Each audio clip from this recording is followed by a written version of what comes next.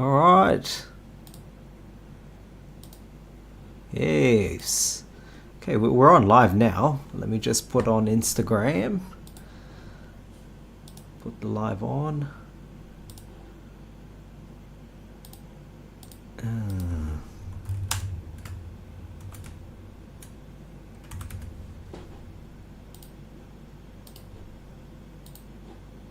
There you go. Stream key. And we are on Instagram Live as well. Awesome. All right. Yay. We've got one viewer. Someone's watching on the YouTubes. Yeah. So it's all happening. It's all busy here on my live stream. I wonder if any other carnivore influencers on right now. Yeah. That's usually the case. Mike. That's it. Dr. Kiltz is there. That's where they'd be watching. Yeah. Yeah. But anyways, man. Well, look. For those who are going to be watching later on and tuning in, hello, and welcome everyone to this impromptu-ish live stream.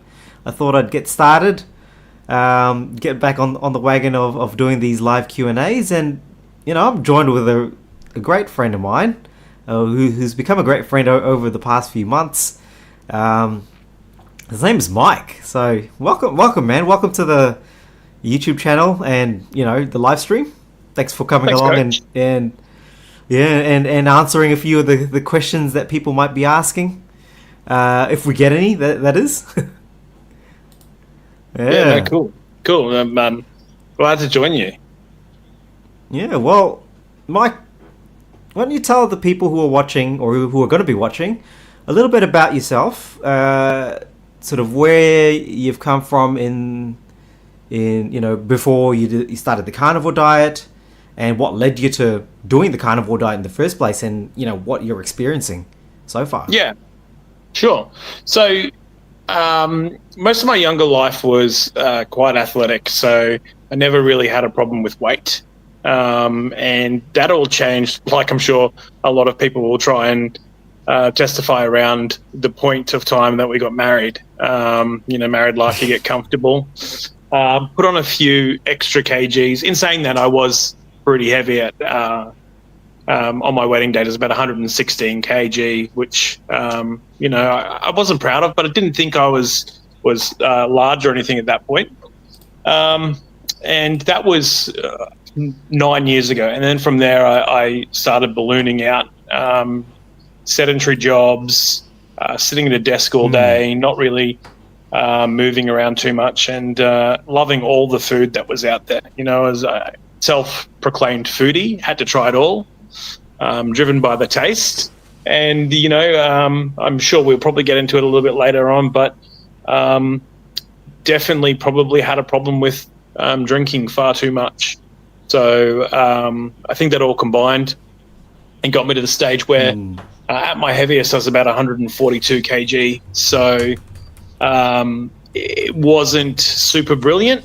But again, I didn't really actually feel like I had a problem. I looked around and I always felt like there are people who are bigger than me, and they seem to be all right. So it's kind of just like justifying the way that you live. And my wife was super nice, super pleasant, always gave me the right kind of nudges to maybe try losing some weight. And we tried keto for a while, but again, I just fell into the trap of trying to do meal replacement. I really like this stuff, so I'm going to try and recreate it in keto. And literally, it just became too hard. And I'm that kind of person that if it ain't easy, I'm gone. So too hard basket. Failed. Yeah. So failed the keto thing, and I just thought I'd eat healthier as well. So we tried the incorporating salads and all of that stuff, and basically starving myself. And again, failed, because if you're starving yourself, you're never gonna have the motivation to keep going, and you fall off the rails too easily. So yeah, that was kind of where I was at, and I was in that lull after having 3 kids, where at the start of this year I just realized I was really actually deeply unhappy, and I was looking for something, anything, to try to, kind of kickstart me and give me a bit of a boost in the right direction. Crazy. That it's funny how there's so many parallels that I can relate with in a lot of ways, but in a way, did it kind of feel at your, I guess, peak at you've got to do something about it? Did you have to come to a point where you're just desperate about grabbing at things, so you kind of just dug deep and looked at whatever was online? Yeah and no. I was kind of always under the impression that if I wanted to lose weight, I could. But I think the biggest thing was I didn't actually ever really feel like I had a problem.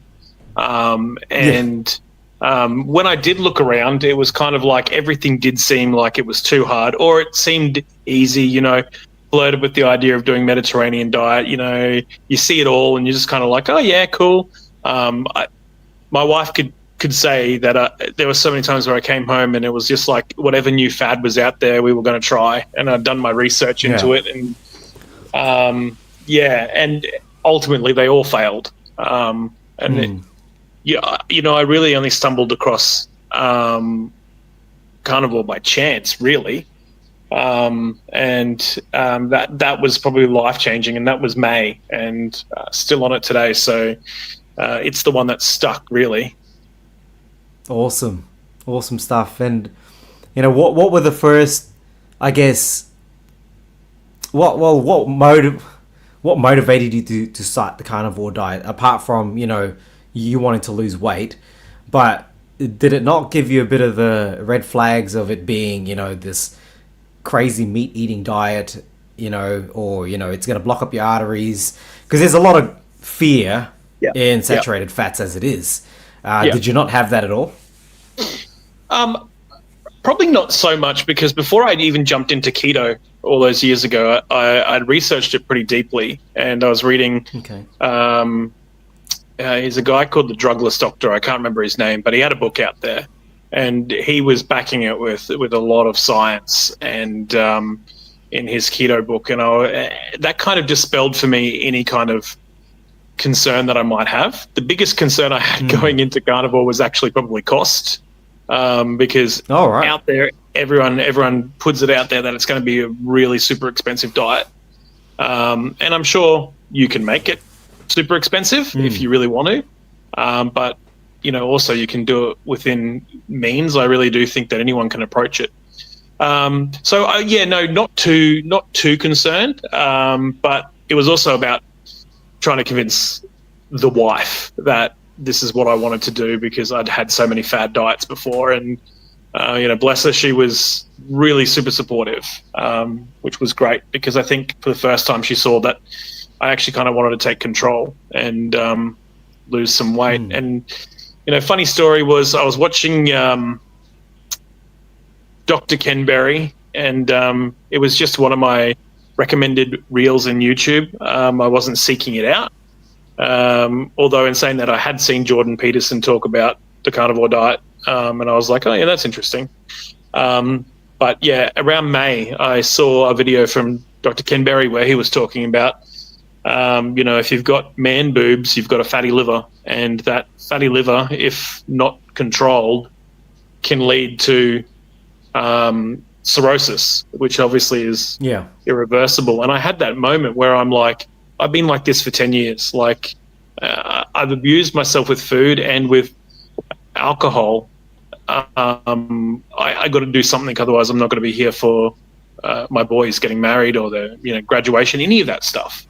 So that's when I kind of dove online and had a look and started trying to find resources and people like yourself who were promoting carnivore, so I could just find that entry point, the way to get on, the way to get started. And yeah, look, I was absolutely paranoid about that, and I just thought, I need to start dropping some kilos and changing the way that I did it. And it had to be easy, and this is going to sound incredibly lazy, but it also had to kind of be without exercise, because I was kind of like, the way that I work, I just didn't really have the time, or didn't really have the inclination to want to put the effort in to exercise. And that's when I really discovered carnivore and took the leap. And honestly, in those early days, it was your content, your coaching, all the things you were saying that was inspiring, because I have this fear of, if I'm not doing something right, then why am I doing it? And it's almost like that perfectionism. But having those encouraging voices in the community like yourself, and even your coaching, is obviously such a blessing for people who are looking at trying to go this way of living. Awesome, man. Look, I think that's what I really find distinguishes the carnivore community from others, is that there's a lot of voices out there actually that are willing to just help people out. And I think the fact that there are just so many extreme transformations, not just with weight, but people reversing things like fatty liver, being in remission of cancer. Like, who doesn't want to spread the message, and who doesn't want to be involved in pretty much shouting up in the rooftops, telling everyone, you got to try this. But, you know, there's obviously going to be a lot of resistance to that. But talk us through, I guess, your initial transition into carnivore. How was it like? And when did you start to realize that I've hit jackpot? Like, this is good. The transition was, again, I was unsure of how to do it. And so I basically went and bought 4 kilos of mince from Costco, and I bought the cheapest, fattiest steak that I could find, and a whole lot of eggs. And I just thought, the concept of carnivore I understood. So I originally started with just like making hamburger mince patties and melting cheese on top of it and having a bit of bacon and then putting eggs with it. And then after that first week, I really got sick of the taste of mince, because it was just kind of like, there's only so much you can do with it.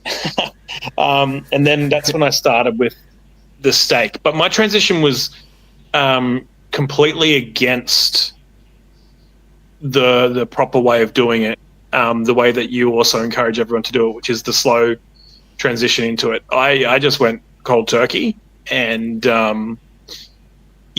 it did wreak havoc in that. Originally, my energy levels were fluctuating.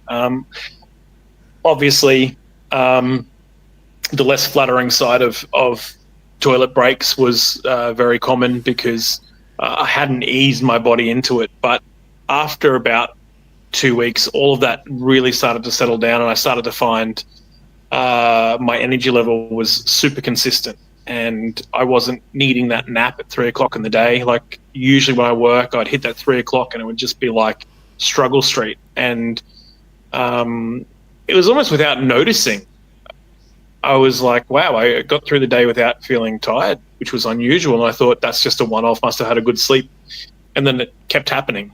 And I was like, oh, wow, that's interesting. And then my wife said, interestingly, you've stopped snoring. She was like, you were a freight train snorer. And I was like, really? And she's like, yeah. Like, I used to try and sleep on my belly, because I was super conscious of the fact that I knew that I was snoring, but I couldn't stop it. So I was like, I'm on my belly, I'm probably not snoring anywhere near as much. But then I started sleeping on my back, and she's like, you're not even snoring.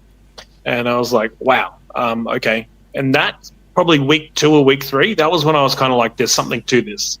And then I did my first weigh-in about 4 weeks in, and I think I had dropped about 6 kilos in that first 4 weeks. Wow. And I was like, what the heck?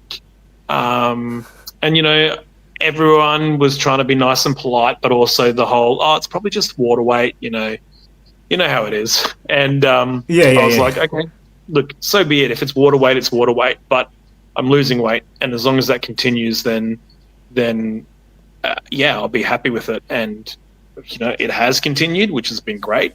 And it got easier when I realized how to eat, when to eat, the cycles of what it is, and actually listening to the body, which is one of the first things I actually listened to you, learnt from you, and one of the videos that you put out was listening to the actual cues from your body.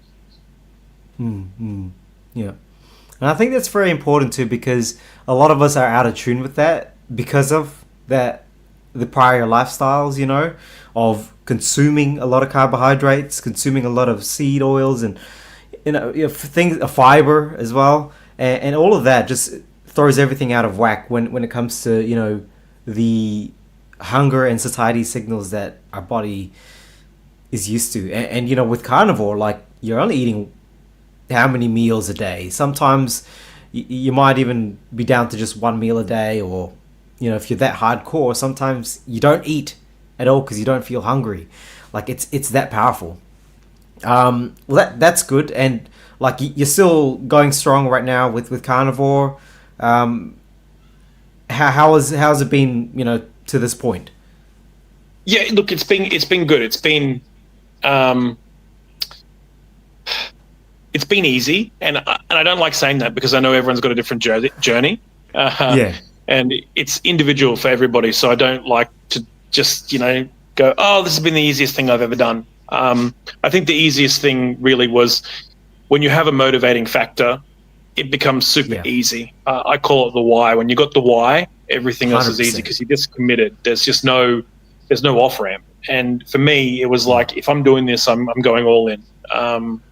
And when I started out, I thought I'll go to my goal weight and then I'll stop. But I'm at the point now where I can't actually foresee me ever stopping the carnivore way of life, because I like it. It suits me.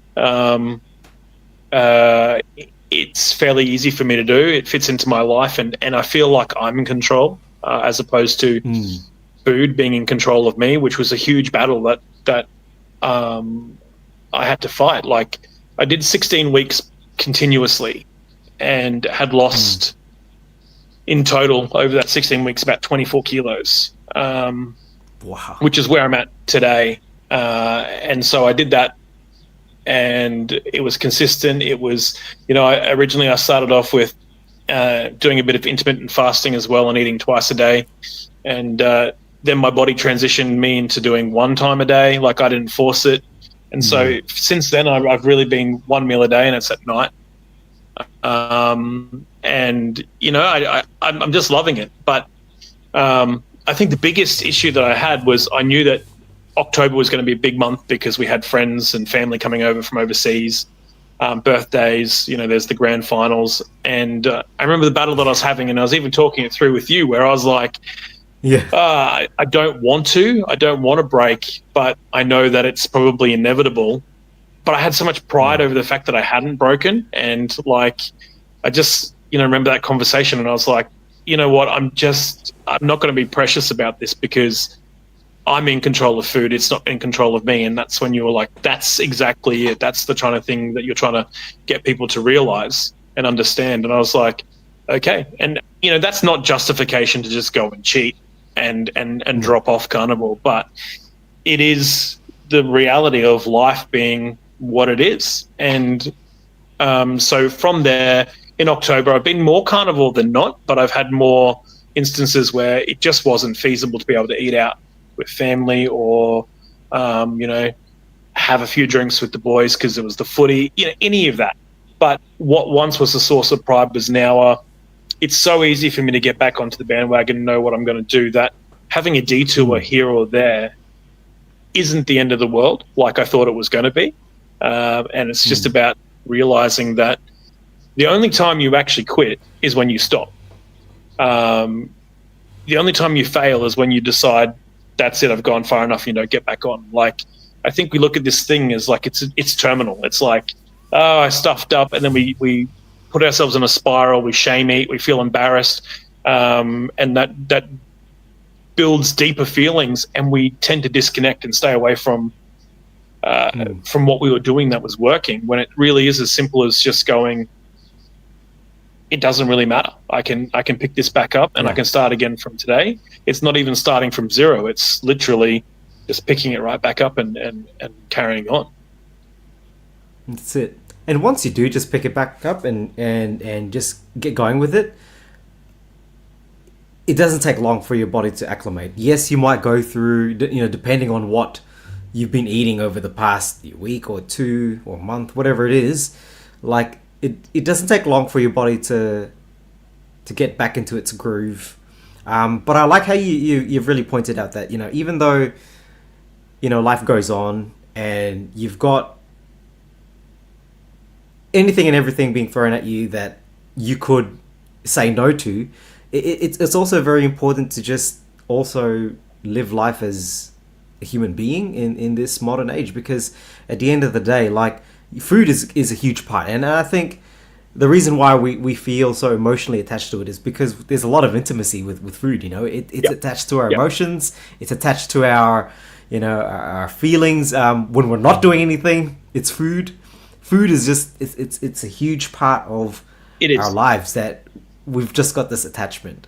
But when you really break it down and you start to think about what you're actually doing to yourself, like, sometimes you think it's just why is it so hard for me to just go on and move on with my life and just eat? It's like you're arguing with a piece of cake sometimes, and you're like, this is silly. And so you've just got to move on. But look, that's a pretty deep conversation too. That food addiction and sugar addiction is a huge topic. Yeah. But I really want to focus so much on weight loss, because most people who do the carnivore diet, do it for weight loss, and I think people do come to a point where they do stall and they stop losing weight. Yep. What are your thoughts about that? And how can someone break that weight stall? Have you experienced that yourself? Yeah, look, I think that was the thing that terrified me the most, that I was going to stall and I was going to be like every other diet and not going to be able to pick it back up. And I really wanted to get to my goal weight, and that's still ongoing. I'm not anywhere near where I want to be yet. But for me, the stalling came because obviously I was doing a little bit of other eating that wasn't carnivore, and it was really only this month that I've actually hit that stall point. But I think more than anything, the one thing that I've realized is that this is emotional and a mental thing more than it is a food thing. If you let the scale dictate to you what it is, then you're going to be bound by what it says. And I was just kind of like, it's just numbers. It's a machine. It can't tell me anything other than what's there. What I can tell myself is, regardless of whether I lost another kilo or not, I feel better than I ever have in my life. I feel energized, invigorated. I know, for a fact that this has done such positive things for me that even if it all stopped, it's still worth continuing doing, because the number on the scale doesn't mean anything at the end of the day unless you let it. And like I said, I really do want to get to my goal weight, but I'm not going to be precious about it. As long as I get there, then I get there. I'm not gonna put a time limit on it. I'm not gonna look at it. Sure, if I feel like I've stalled too long and I'm frustrated, I'll probably look around at what I'm eating and look at changing it up. And maybe going smaller, maybe doing a few more meals throughout the day, just in smaller portion sizes. I'll probably I would look at it and investigate what's going on to try and fix it. But like I said, I'm not going to be precious about it. I kind of figure that when you're feeling as good as you're feeling, that's clear signs that you're at least doing something right for your body. And sometimes you got to go through the restorative phases and the maintenance phases in your body, and I get that. I'll probably even add a bit more exercise in, just mix it up and see what I'm doing. And like everyone says, carnivore is elimination initially, and it's an elimination diet. But if I'm stalling, I'm going to be looking at what I can add into my lifestyle to encourage a little bit more weight loss, I think. So Yeah, I think the biggest thing that I've learned over this whole journey is that, as you were saying before, the emotional attachment we have to food, this is more mental and emotional than it is actually physical. And when you get to the point where you understand that, I think it's incredibly freeing, and you're not worried about whether you've lost 100 grams or a kilo in a week. You're looking at it going, I'm feeling fantastic, and I'm going to keep feeling fantastic because that's more important to me than a number on a machine. Well said, and I think you've hit the nail on the head there. The scale can only tell you so much, and actually, it's the value of what you put in those numbers that really matter. If you really, if you really think about it, it's the numbers only tell you the numbers. That's it. It's all value judged, and many people that come to me and ask me, what do I do if I've stalled? I've hit that weight, that stall. They often come to me thinking that there's a solution to it. There's this coach that knows what they're doing. How do you break through it? Yep. But the first thing that I'll ask the person is, why do you want to do that in the first place? What is it so? Why is that number so important to you that you must reach that target? If it's for sports purposes, like you've got to make weight for competition, I totally get it. Like this is something that you have to do in order for you to compete or to do whatever it is that you have to do. Go on stage, whatever. But for the everyday person, getting down to a body weight that you want on the scales, sometimes it doesn't really matter as much, if you get what I mean. I think it's basically going with what you're saying. I think you've got to marry it in if you feel great and everything's going well. You've got to take into consideration those factors of your life. Because I draw from my experience with this. I've got to where I want it to be. I want it to be below a certain weight. Yep. And I hit that goal, and I felt crap. Yeah. Honestly, you get the six pack. You think, oh wow, you feel really good, but how can you really sustain that? Sometimes, I think. Yep. I think we're so put off by body fat we're not just feared, or we don't just fear, the fats that we consume. We fear the fat that we have in our body. But I started to think about it like this. What is fat? It's stored energy, and without it, you would cease to exist. Like, you need an amount of body fat in you to function. And I would imagine if you put me back in a time machine going back hundreds or thousands of years, where you actually had a food crisis, you had famines and starvation, I think it'd be ideal to be a larger person, wouldn't you? Like, Oh yeah, absolutely. And even like if you lived in a colder climate, a bit more pudding in there is going to keep you warmer in the winter. Yeah. So I think a huge part of why we're so focused on the numbers is the conditioning, or I guess the society that we live in today, that glorify the numbers on the scale. And I just think sometimes it is unhealthy thinking about it that way, and it does drive people to those behaviors of counting calories and under eating, and then you go into the issues of body dysmorphia, mental health starts to come into play. So it's a huge psychological battle that people have. I think you put it like the words that you've just put is just you hit it in the head. It's more of a psychological thing than a physical thing, in my opinion. Well, and I think too, and I'm no doctor, I'm no expert. I don't profess to be, but just knowing how my body works and seeing how other people's body works, for me, I think when you get into that stage when the number isn't ticking down like the way you wanted to, you almost stress yourself. And when you put yourself into a position of stress, your body goes into protection mode. And if you're in that cycle, then it's not going to want to try and lose weight. It's going to try and keep it because it thinks that you're in dire straits or something bad is going on. And I think the true freedom for carnivore comes when you realize that you're not bound by that number. And the big thing was, for me, I look back now and go, I really wasn't happy with the way that I looked.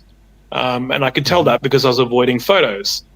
And we were just talking about this today. And I started looking back through photos recently, and I realized that even though I'm not at my goal weight, I've actually learned to love the way I look again. And I look at it and I go, hey, I'm not that guy that I was 16 weeks ago. And I would have even felt that after 4 or 5 weeks, losing a bit of the chub around the face, losing just a little bit of like a look at how much room I have in this shirt now. Every sort of little milestone was like, it is more to me than the number on the scale. And that was the thing that really, I think, did the most for me, was learning that the scale doesn't dictate anything other than just the facts of what my weight is. And I wasn't going to let it bind me. I wasn't going to let it control me. Yeah. So what about, have you got any tips for weight loss on the carnivore diet in terms of, your experiences of what you've gone through?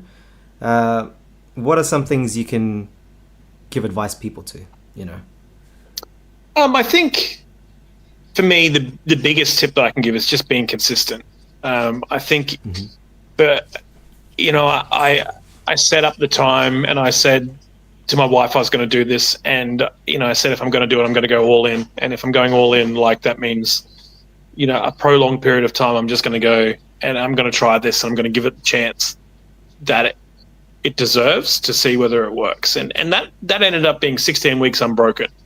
And losing weight for me was it was natural when I started to do the right things of just focusing on eating the basics to start with, which was the first 5 or 6 weeks was, as Dr. Ken Berry says, beef, butter, eggs, and bacon was really what I focused on. I'm like, I'm just going to do that because you can't go wrong. And then I learned about the satiety signals from you. I heard other people build on that by, saying, eat when you're hungry and stop when you're full. And I'm like, that's a really nice way of saying it. But when do you know you're full? Because all my previous life, I just gorge until the point where I was just like, I'm so stuffed, I can't move. And as you know, that is blocking your satiety signal from saying that you can stop eating now. And I can't remember who said it, but they said when you're eating and you start to notice that the taste doesn't taste the way that it used to anymore, or don't taste as good as it did, that's your body starting to send signals of stop, I've got enough. When I started doing that, that's when my body started moving from the 2 meals a day that I was eating to just the 1 meal a day, because I realized I didn't need it anymore. I was only hungry really that one time a day. And then it was kind of like, okay, cool. So I'm having dinner and I'm being consistent with that. I'm having my steak. I'm having some pork belly rashes to go with it. And I'm like, okay, excellent. And I thought, I'm going to start trying to add a little bit in here and see, if I can still lose by trying it. So I tried lamb and still all good on that. Tried a bit more pork and pork belly and was still losing on that. And I thought, okay, well, I'll see how I go with dairy. I hit milk, and milk pretty well delayed me because I'm a sucker for a flat white. And I didn't realize, just because of the lactose in milk, that it was almost exceeding the carb limit that I should be looking at optimally taking in a day, and I was like, oh no, what am I going to do? Because I wasn't a big fan of black coffee. Yeah. Whipped a bit of butter into it and it was okay, but then I discovered lactose free milk, and so if I need to go and have a little treat, I'll go for a lactose free flat white. So it's just these little things that I was looking at. Cheese I'm fine with, and I could probably sub out steak and eat a whole block of cheese for dinner, because I'm a fiend when it comes to cheese. And then the sour creams and the thickened cream. So I started those and elements of what I guess people would call dirty carnivore. Started putting in a little bit of herbs and spice, still no vegetables, but just to mix things up, because the taste can get a bit monotonous at times. Yeah. And so I mixed it up, made a sauce, and really it was the sauce that got my wife convinced that she should do carnivore as well, because she was like, "This is amazing." And by the way, she's lost 7 kilos in 7 weeks, so she's thrilled with it as well. Amazing. We're doing it. She didn't really need to do it, but she just had dissatisfaction after having 3 kids, and I'm like, well then, do it. You got nothing to lose. Give it a go. So I started incorporating, but the one thing that remains the most consistent thing was just consistency. Giving yourself time to just settle in. I think if you're just going to try it or dip your toe in for 1 or 2 weeks, you're not going to see enough to keep you encouraged and going on. You have to just go, all right, I'm going to give this a chance to show me what it can do. And when I did that, I got more than I bargained for, because it wasn't just the weight was being dropped. I just felt free in my mind. All the changes. There's no more brain fog either, and I felt like I'm thinking clearly for the first time in my life. And I just actually felt freed from what everyone else was doing, and I didn't feel the desire to even engage in what they were doing. After work drinks and chips, it was just not interesting to me. It was like, I don't know. I actually miss steak, and I look forward to going home and cooking my steak in my butter and having some pork belly rashes and watching some trash TV with the wife. Well,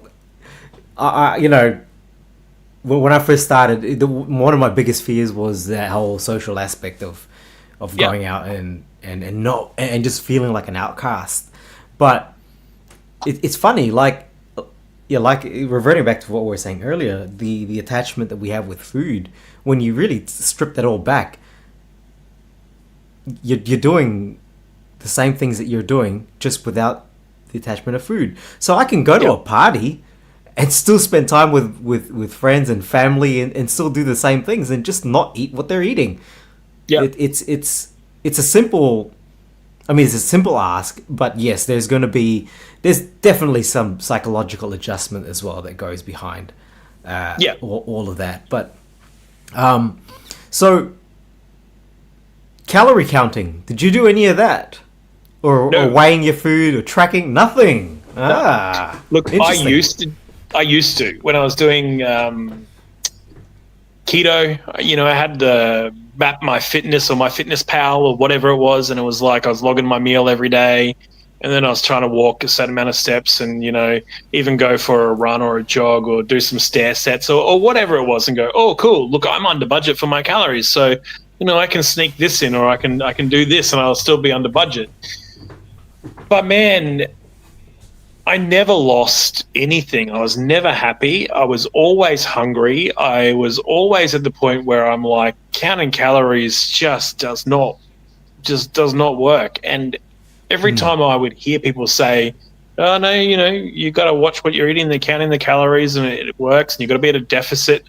I was just like, it's all pseudo babble to me. Someone somewhere just decided this arbitrary figure based on who you are, whether you're male or female, how old you are, how active you are, and they said that's the number of calories you need per day. But I'm like, I'm an individual. My needs, the way I'm built, the way I'm physiologically made is different from even you.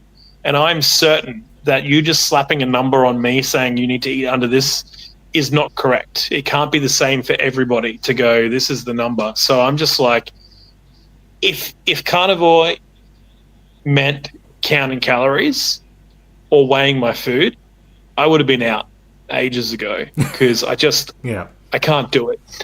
I literally eat when I'm hungry and I stop when I'm full. And sometimes that's 500 grams of steak and 3 or 4 pork belly rashers. And that's Yeah. all I'm having in a day. And I'm sure people would look at that and say I'm under eating, but I'm listening to my body and I'm just not hungry. And if I am hungry, I will find something and I will eat it. If that means going to the servo and getting some meat sticks or whatever it may be, then I will go and do that. But by and large, I'm just being directed by when I'm hungry, I'll eat. And the funny thing is, I noticed when not eating carnivore that I don't and can't eat anywhere near as many carbs as I used to because my appetite has been completely changed since doing carnivore. So when I do eat now or eat out, it's small portions because I just don't have the capacity to eat anything larger. So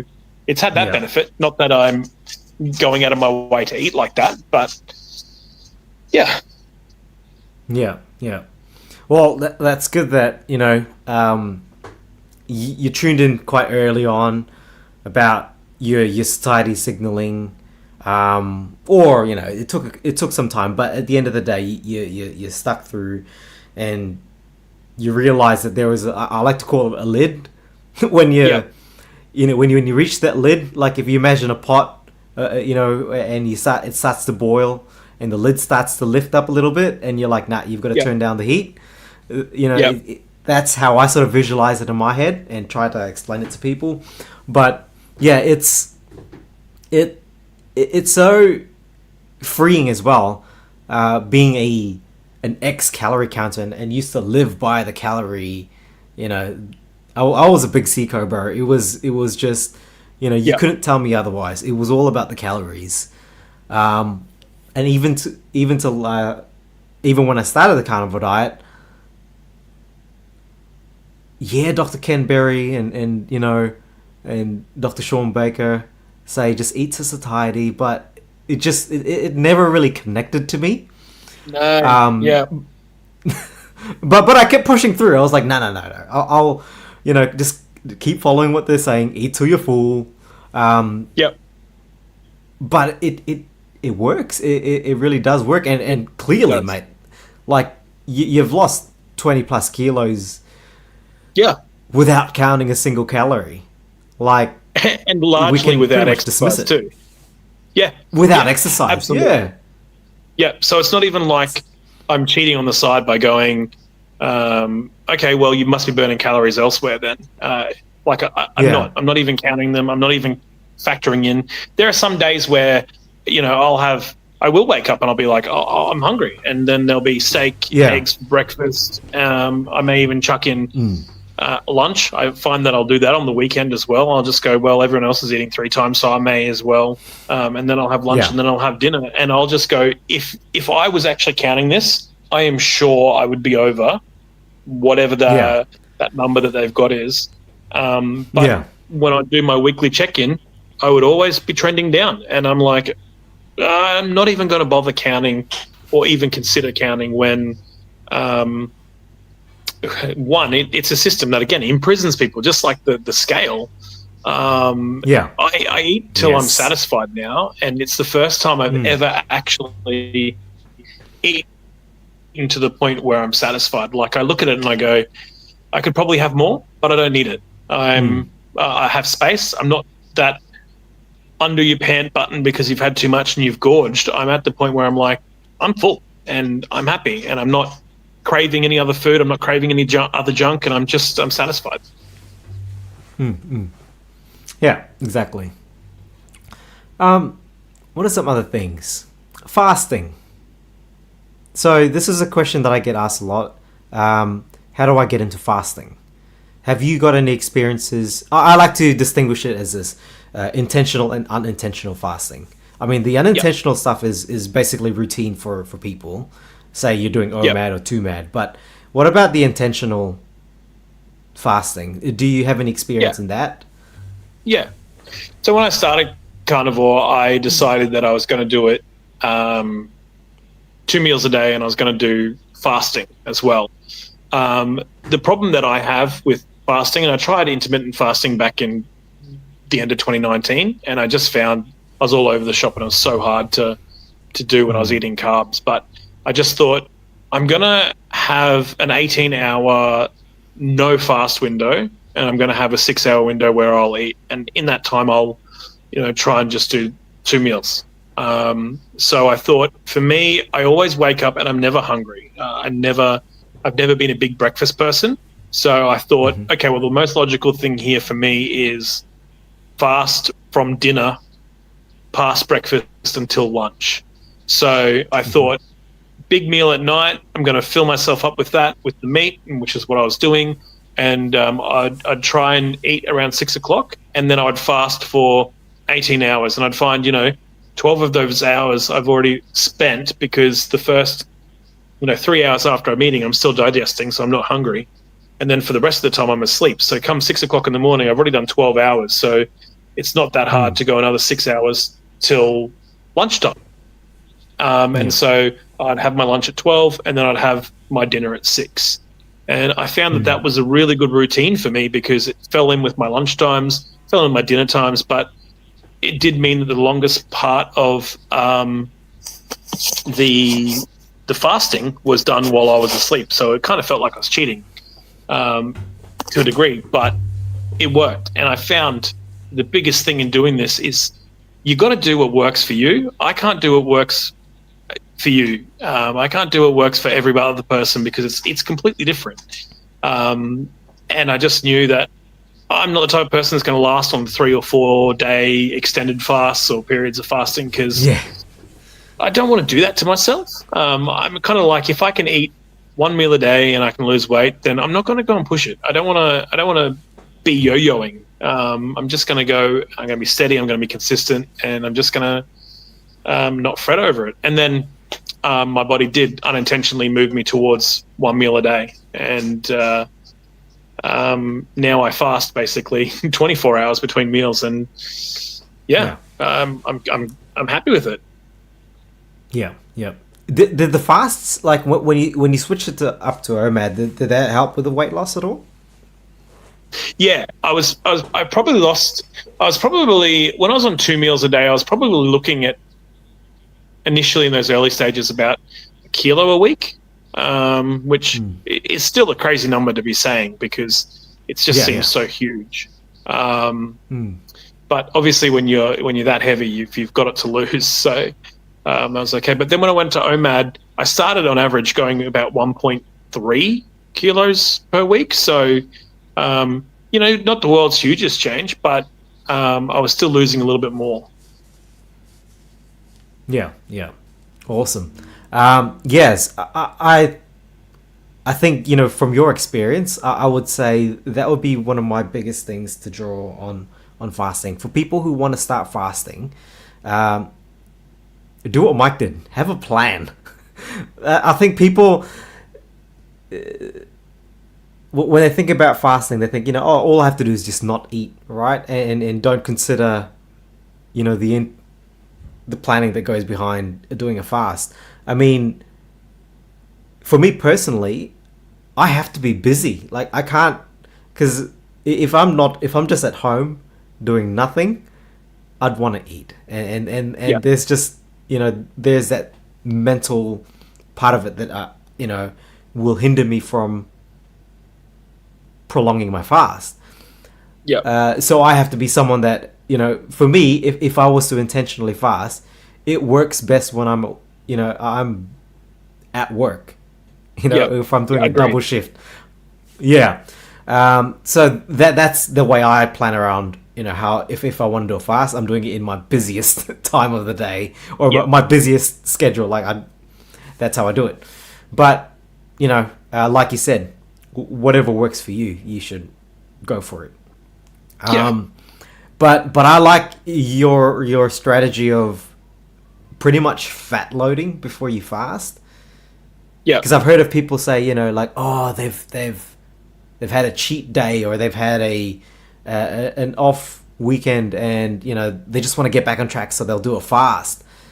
The thing is, though, you've you've just loaded yourself up with carbohydrates, and so your hormones are out of whack, your Yeah. insulin's up, and so Yeah. you're forcing yourself to go through this fat burning mode, but the cravings are going to be there. So I always tell Yeah. people, if you're gonna fast after a bender, or you've had a big weekend and you've binged on carbohydrates, go back to carnivore first, and get yourself in Yes. rhythm, and then go for a fast once you've fat loaded, because it's going to be a hell of a lot easier to do it that way. Yeah. Than Yeah. yeah. Look, I was using ChatGPT originally because I was trying to, and again, I was talking to you about it. I was trying to plan on doing this 100K bike ride, and I'm like, can I do it carnivore? Can I do it carnivore?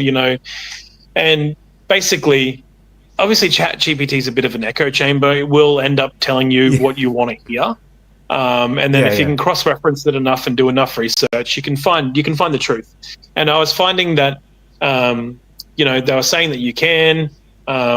Big things were starting with a fatty meal in the morning, so on and so forth. But afterwards, they were encouraging you basically straight away to go and have something really fatty, because it obviously helps with recovery.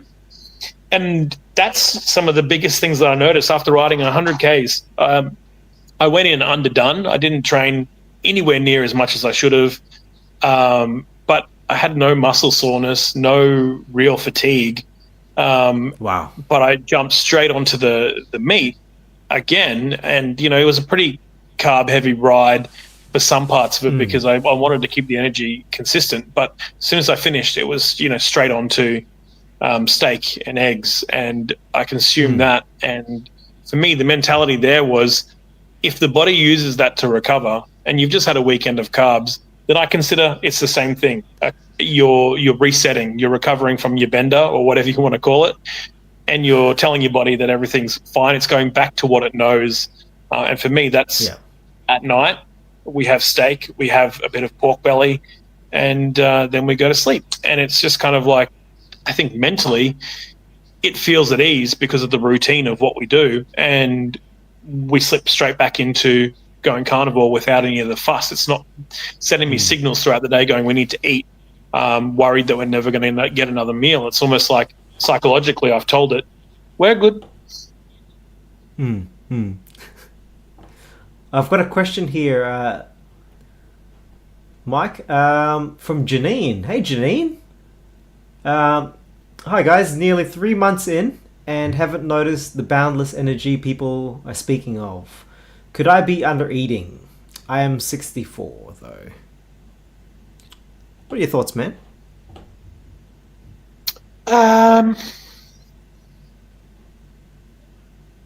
Interesting. I completely don't feel qualified to answer it, because I only know my experience, and without knowing what Janine does, or what she eats, it's really hard. But I would say that not feeling the boundless energy. Again, I would just say, you've probably got to discover what works for you. You've got to mix it up a little bit, try some different things. If you think or you fear that you're under eating, maybe try eating a little bit more. It's not gonna hurt you. But I'd imagine that when you're not feeling as much energy, you don't have as much, fat stock that your body's got to digest. So you are probably putting yourself in a bit of fatigue. So I'd imagine that for me, like, what I'm eating is enough to burn throughout the day, and I'm not feeling that lull, and I've got that extra energy because I've got plenty to burn.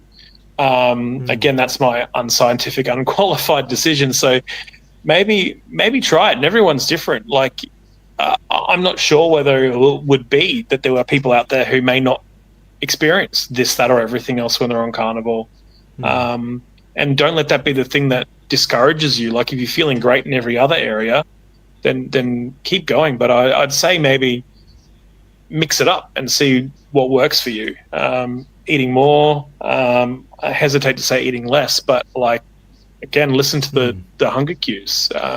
But I'm going to lean on Joff's wisdom here because you've been doing this far longer and you have that medical background. Not that you're giving medical advice or anything, though. No, there's definitely not medical advice in this. No, no, no. This is all personal experience. I'm with you, mate. I have got no,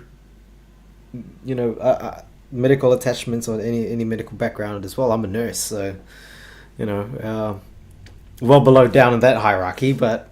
Who runs the hospitals? It's the nurses. Yeah. Anyways, exactly. Look, like you said, Mike, I think it really is hard to tell. Janine, I think if it's been an issue for 3 months, I'd definitely be reviewing what you are doing currently, and work in by way of reduction, or what's the word I'm looking for? Elimination? Like elimination, and start ruling out some things. So if it's under eating, or maybe see how you go increasing the volume of what you're eating. Maybe look at the foods of the quality of foods you're eating. Sometimes people go down the route of not consuming red meat. I've seen, especially in my culture, with Filipinos, they eat a lot of seafood and chicken. They don't really eat a lot of red meat, and so that could be an area to look at as well. The quality of food that you're eating. Yep. I do think that most people do better when they eat ruminant meat, so beef and lamb, that sort of thing. That's not to say you can't have seafood or chicken or pork, but I think majority of the diet would be better off on a, mostly ruminant meat. Yeah, it's fattier. It's fattier. It's got the better fatty acid ratios and your amino acid ratios. But yeah, I would say give it a try, and just all you can do is experiment, Janine. See how you go increasing volume and the types of food that you're eating. Maybe play around with the macros as well. You may need to increase the amount of fat in your diet or protein. I don't know what your situation is, your background, so I can't make any assumptions, but she's put a message here. I don't like beef, so I only eat occasional lamb. Maybe that's a part of it. I think so. Just going off that statement, possibly. And that's not a bad thing, being a lamb eater. No, it's not. I'd probably encourage you to probably eat more lamb, because I know that chicken can be a bit of a trap. It tastes yum, but like if you're eating breast of the chicken, it can be a lot of hard work there, because that's that little bit less fatty.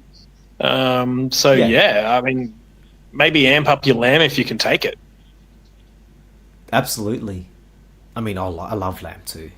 Yeah, me too. So I couldn't go wrong with that. I could keep eating lamb for ages. But yeah, I would say keep up with the lamb if that's the case, and go for the. I would say start with the fatty cuts and go down the route of increasing fats. Because that could potentially, that could work. So she's going to give it a go. All right. Well, thank you for the question. I do like what you said, Joff, about the elimination side of things too. Like, for me, and so I totally forgot about it when I was answering, but that's how I found out that milk was like public enemy number one for me, was because after I'd be having a flat white, I wouldn't be having the boundless energy that I was having. And I realized that I could eat most dairy, but milk was obviously, that was something that when I stopped, I had the energy back, and I had, no brain fog again. And it was just something as simple as going, okay, you're a hindrance. So as much as I love you, you got to go. Yeah, that's it. And that's the thing. That's the beauty of the carnivore diet and the mindset that you learn from it, from doing following the carnivore lifestyle. You start to think about things differently. I think most people in this modern, society, they want quick fixes. They want now, now, now. And so if it's not happening, it's just, they're either going to just stop and change the game plan completely, or try something completely different. I think patience is key for a lot of things. Like if you've tried it for a few days and it's working, if it's not working, maybe see how it goes. I'm thinking about Janine's situation here. Yeah. If you try it, if you give it a go, Janine, try it for at least a few weeks or a week just to see how you go. And yeah, I'm just reflecting on my past life where, if something wasn't working or I didn't hit my 800 calories, or I was hitting my calorie intake that I was having, but I wasn't making any gains or I wasn't losing weight, I'd be, nah, stuff it. Change diet. Yeah. Yeah. Let's see, any other questions in here? Oh, I'm looking at the Instagram side of things. Nothing on YouTube. No other questions. Anything else you want to sort of touch on, mate? Anything you want to talk about?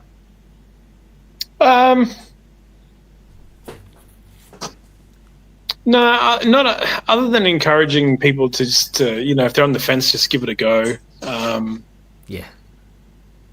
Let it show you how good it is, and that's the one thing that I'd even say to critics, and I say it all the time. I'm like, okay, like you question the way that I'm living, and you're being scared off by all these evil, red meat is going to cause you cancer or it's going to block your heart and whatnot. But I say to them in return, if you felt as good as I did, you wouldn't actually even be concerned about any of that stuff, because how can something that actually makes you feel as good as you are and, functioning almost like at an optimum level, how can that be something that you look at and go, it's not like waking up the next morning after drinking all night and having a hangover. I don't feel like that at all. And I just say to them, just try it. Try it. If you tried eating the way that I ate for 4 weeks, you would feel the way that I feel. And you're not going to have done any kind of sort of damage to your body that, is going to give you cancer or block your arteries if that's what's going to happen. But you're going to start feeling the amazingness that I do. And you're seriously going to be in a position where you're like, well, maybe there's something here to it. So I'd say to people who are on the fence, give it a go. There's a saying that I like to live by, and that's a man with experience is not at the mercy of a man with an argument. And I'll tell you, those people can argue all they want, but I'm experiencing it, and I'm happy with it, and I'm going to continue to be happy with it, regardless of what they say, regardless of what studies get published. I just don't care. Like, I've never felt this good in my life, and I'm going to keep that. And I'm not gonna spend another day on this earth being held back by how I feel or about what people say. Like, I'm going to make sure that while I'm here, I'm going to live and feel as good as I can. And this has been the best part of that. So my encouragement is give it a try. Go all in.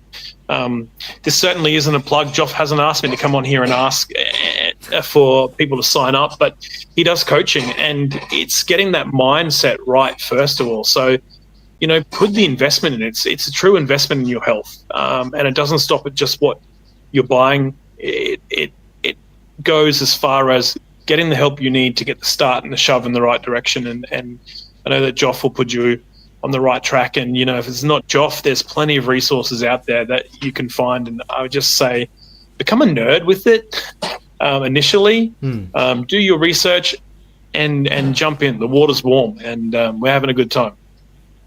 Yep, absolutely. It's a party in here, honestly. There's so many people that are coming on board and just experiencing, a whole bunch of things that aren't just scale related. And that's what I've really drawn from this experience, being a coach as well. Like, it's quite fulfilling to know that other aspects in life are being looked at as a metric to keep an eye on, like, or even just to notice it. Like, I had a client that was telling me that he used to come into work miserable, and just would the way that he'd talk to colleagues changed when he went carnivore. I'm like, you really think it's because of carnivore that you started talking to people different? And it's like, yeah, I really do. Like, I'd be more nice to him and actually be a more pleasant person to talk to. I thought, wow. And hearing from people that they've fit in clothes that they've always wanted to, or they could now play with their kids. Like, all of those things I think are far more important than... And I really just want to... This is how I sort of want to cap this episode about weight loss. And I think the biggest thing to take is, there are other things in life to be worrying about as well, and to be focusing on. Weight loss is huge. Don't get me wrong. I think weight loss is very important, but what you will uncover by doing the carnivore diet, or living this, following this carnivore lifestyle, is that it's more than just weight loss. Yeah, and it really does become quite clear when you go down this route that it's absolutely more than weight loss. Absolutely. And then the way I think about it is, with weight loss, you're gonna hit your target, and then what next? If you're only in it to hit your target, you're going to get there. And you've now been there for 3 years, from what I understand from you. And it's like, if you don't have a goal, 4 years. If you don't have a goal to just keep on going and subsisting and doing that, you're going to hit your number. Then you're going to be like, now what?